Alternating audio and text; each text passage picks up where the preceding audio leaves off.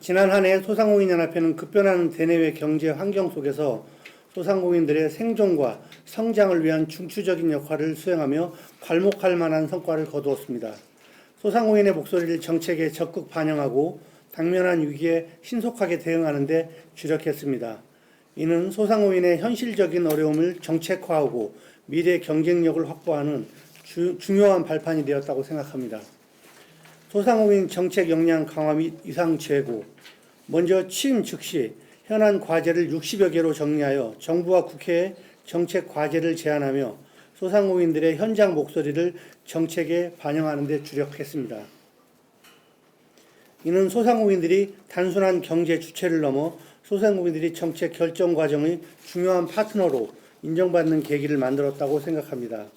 저희 취임과 함께 소상공인연합회의 변화를 정부가 인정해서 2024년 10월 소상공인대회 정부 포상 훈격이 철탑산업훈장에서 은탑산업훈장으로 2단계 격상되었으며 2025년 1월 1일자로 공직유관단체로 지정되며 공공기관에 준하는 투명성과 공정성을 확보하게 되었습니다.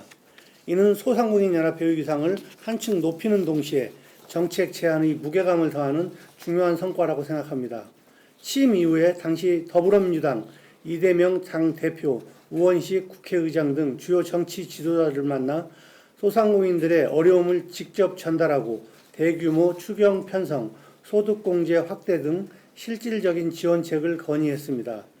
특히 계엄 사태의 와중에서 비상계엄 관련 소상공인 실태조사를 진행하여서 이 언론의 이목을 집중시켰습니다.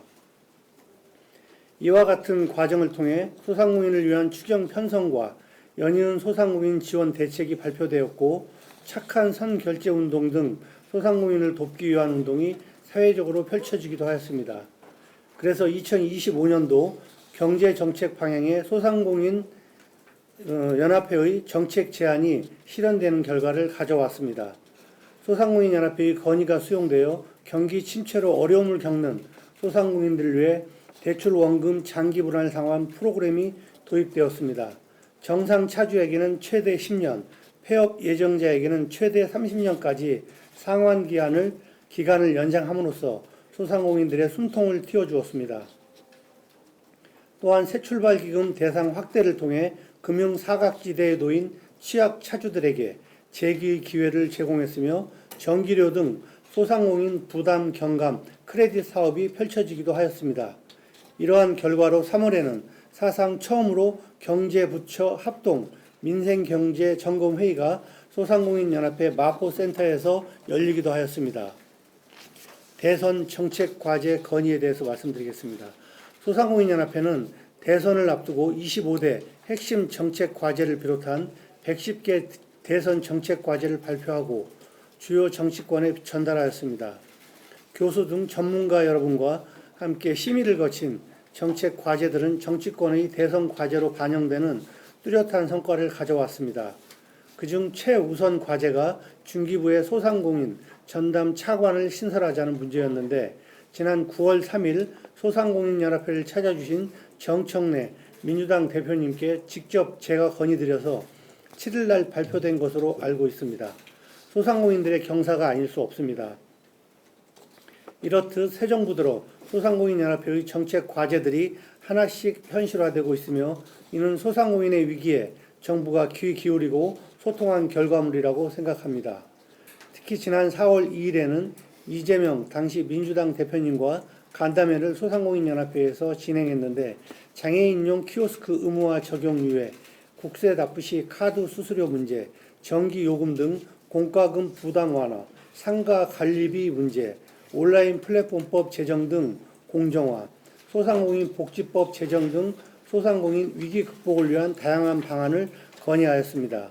대표적으로 소상공인 복지법도 현재 민주당 측과 논의 중인데 소상공인 사회 안전망 구축 차원에서 획기적인 대책이 될 것으로 기대를 모으고 있습니다. 다음 새 정부 출범 이후 정책 과제 반영에 대해서 말씀드리겠습니다. 이재명 정부 출범 이후에는 잘 아시는 민생 회복, 소비 쿠폰 정책의 경우 대통령님의 대표 공약이기도 하지만 소상공인연합회가 지속적으로 강조해온 지역 상품권 확대 건의의 일환이기도 합니다. 특히 지난 7월 4일 충청권 타운홀 미팅에서 제가 대통령께 건의드린 성실상환자 인센티브와 관련하여 대통령께서 바로 그 자리에서 권대영 금융위 부위원장에게 소상공인 현장의 목소리를 경청하라고 직접 지시하셨고, 7월 17일 소상공인연합회 마포센터에서 금융위와 소상공인연합회가 함께 소상공인 금융애로 간담회를 개최하였습니다. 지난 9월 4일에는 소상공인연합회에서 금융위 주재로 소상공인 금융지원 방안이 발표되었습니다. 성실상환자에게 10조 원 규모의 특별자금 공급과 소상공인 금리 경감 3종 세트 등의 획기적인 대책이 나왔는데, 소상공인 위기 극복의 특별한 전환점이 될 것으로 소상공인들의 기대가 높습니다. 이 밖에도 장애인 키오스크 의무화 대상에서 소상공인 기본법에 명시된 소상공인 제외 대형 마트를 규제하는 유통산업발전법 일몰 연장 등과 함께 소상공인연합회가 강조해온 소상공인 매장 소득 공제율 확대 정책도 최근 여당에서 발의되면서 소상공인연합회의 정책이 제안이 하나씩 결실을 맺고 있는 상황입니다. 정책 시스템의 경우 기존에 저희 연합회 내부적으로만 진행하던 사안을 이제는 중소기업 옴부즈만과의 협약을 바탕으로 옴부즈만 측에서 정부 부처와의 협의를 통해 구체적 실현 방안을 함께 모색하고 있어 정책 역량의 체질이 강화되었다고 생각합니다. 앞으로도 현장감 있는 과제를 지속적으로 개발하기 위해서는 소상공인연합회 정책연구소 설립이 필수적이며 중기부의 예산 지원이 확충되기를 바라는 마음입니다. 다음 소상공인 디지털 전환 및 상생사업 선도에 대해 말씀드리겠습니다. 작년 9월 마포에 소상공인 디지털 교육센터를 가동하고 소상공인연합회의 조직력과 민간 영역의 창의가 더해지면서 특화된 교육을 하고 있습니다. 또한 네이버와 전국 각지에서 소상공인 엑스포를 개최하는 등 이전의 상생 사업들이 대기업들의 지원 사업을 나눠주는 데에만 치중했다면 이제는 소상공인들의 실질적인 매출 증대로 이어질 수 있는 상생 사업이 되도록 역량을 집중시켜 나갈 것입니다. 다음은 회원 배가 운동 등 조직적 성과에 대해서 말씀드리겠습니다. 다음은 조직적 성과를 말씀드리겠습니다. 이러한 정책적 성과와 신망을 바탕으로 소상공인연합회 가입도 지속적으로 이어지면서 조직적 성과도 뚜렷하게 나타나고 있습니다. 작년 8월 취임 당시 연합회 회원 가입 단체는 72개에서 현재 78개로 늘었으며 지역 연합회도 현재 237개로 증가세를 보이고 있습니다. 이로써 소상공인연합회는 업종 및 지역 회원을 망라하여 80만 회원을 돌파하였습니다. 제가 취임과 함께 100개 업종단체 가입, 100만 회원 시대를 위한 회원 배가 운동을 펼쳤는데 이제는 80만 회원을 넘어 100만 회원을 달성해 나가도록 하겠습니다. 임기 동안 소상공인연합회 100만 시대를 꼭 열어가도록 하겠습니다. 결론과 새로운 다짐에 대해서 말씀드리겠습니다. 작년 8월 제가 취임한 이후 소상공인연합회는 정책 제안, 금융지원, 디지털 전환, 규제 개선 등 다방면에서 눈에 띄는 성과를 거두며 소상공인들의 든든한 대변자로서 역할을 충실히 수행했습니다. 특히 비상계엄 사태와 같은 예상치 못한 위기 상황 속에서도 신속한 실태조사와 정책 건의를 통해 소상공인들의 피해를 최소화하기 위해 노력했습니다.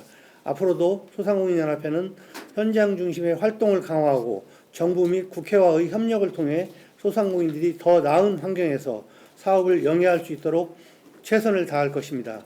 제가 취임사에서 앞으로 소상공인연합회는 100만 폐업 시대에 소상공인 위기 극복의 견인차가 되겠다고 각오를 밝혔고 2025년을 소상공인 경기 회복과 권리 회복의 원년으로 삼겠다고 말씀드렸습니다. 그 각오만큼 잘하고 있는지는 되돌아보게 되지만 후회 없이 최선을 다해왔다고 생각합니다. 이제는 명실상부 소상공인 정책 허브로서 소상공인들의 든든한 동반자 역할을 다해 나가겠습니다. 전국의 소상공인들과 함께 내일을 밝히는 희망의 길을 열어갈 것입니다. 기자님들의 많은 관심 바랍니다. 감사합니다.